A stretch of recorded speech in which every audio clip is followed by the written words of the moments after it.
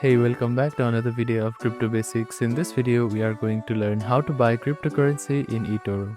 First of all, open up your preferred web browser and head over to eToro.com. Now, log in using your credential. Use the search bar at the top of the dashboard here to find the cryptocurrency you want to buy. Type the name or the ticker symbol and select this. After clicking on the cryptocurrency, it will open its profile page. You will see the price chart, statistics, and recent update about the cryptocurrency. Now click on Trade button and enter the amount of money you want to invest and select your leverage level. After that, set a price at which your position will choose close to limit potential loss, and you can also set price to automatically close the position when you reach the desired profit. Double check all your trade details and click on Open Trade button to confirm the purchase. Now go to Portfolio section to track your cryptocurrency investment. Here you can see the current value, profit loss, and other details.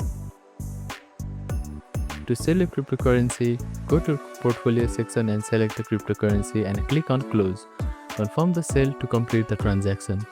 So that is how you can sell cryptocurrency in eToro. Thank you for watching this video. Please do not forget to like, share, and subscribe to our channel, and comment down if you have any queries.